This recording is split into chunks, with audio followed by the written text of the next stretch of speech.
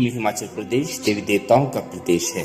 यहाँ कई तरह के देव कार्यक्रमों का आयोजन किया जाता है। उनमें से एक है भुंडा महायज्ञ, जो वर्ष 2025 में शिमला जिले की शांत और सुरम्य स्पेल घाटी स्थित दलगांव में मनाया गया। भुंडा केवल एक पर्व नहीं है, ये परंपरा, भक्ति और समुदाय का एक भव्य और दुर्लभ संगम है। मेला हर 12 वर्षों में होता है, वैसे ही भुंडा महायज्ञ भी विरले अंतरालों पर आयोजित किया जाता है।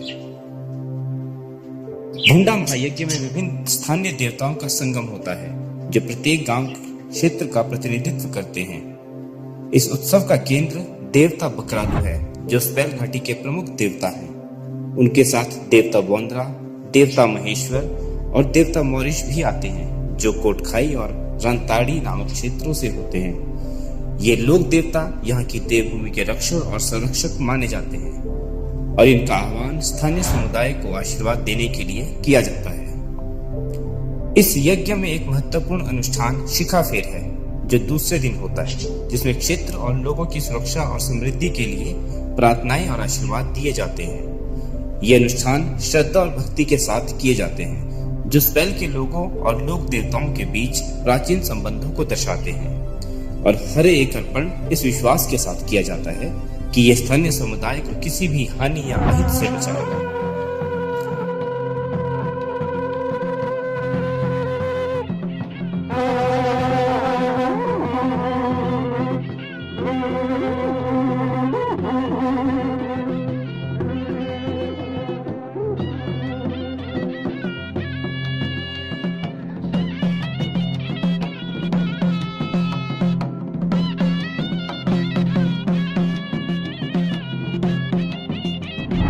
भुंडा को लेकर कई तरह की कहानियां हैं, जिसमें से एक है कि बेड़ा पतंग गंधर्व समुदाय की अप्सरा ब्रह्मद्वार के पुत्र हैं, लेकिन भृंगु ऋषि से उन्हें श्राप मिला था।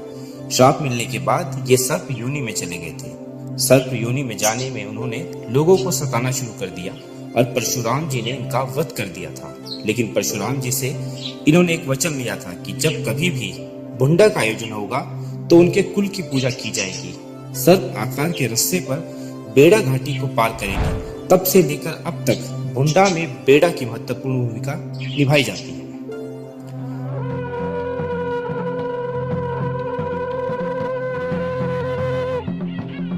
बेड़ा अनुष्ठान भुंडा महायज्ञ का प्रमुख आकर्षण होता है, जिसमें एक व्यक्ति एक ऊंची ढलान से नीचे की ओर फिसलता है।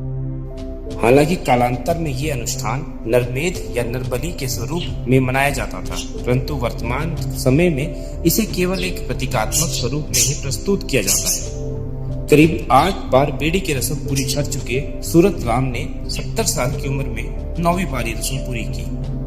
उम्र के इस पड़ाव में ये उनके जीवन का अंतिम कार्यक्रम रहेगा।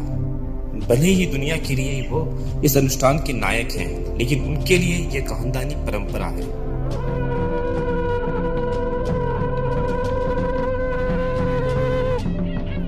4 जनवरी को बेड़ा रस्म देखने के लिए सुबह करीब 7 बजे ही आयोजन स्थल पर लोगों का जमावड़ा लगना शुरू हो गया था और तकरीबन 1:30 बजे रस्सी का एक छोर से दूसरे छोर तक बांधना शुरू किया गया। लेकिन कुछ देर बाद अचानक ही बीच से रस्सा टूट गया, जिसके बाद लोगों के बीच में किसी बड़े अपशगुन को लेकर चर्चा जोर पकड़ने लगी और फिर कुछ देर के बाद रस्सी बांधने की दूरी को कम किया गया।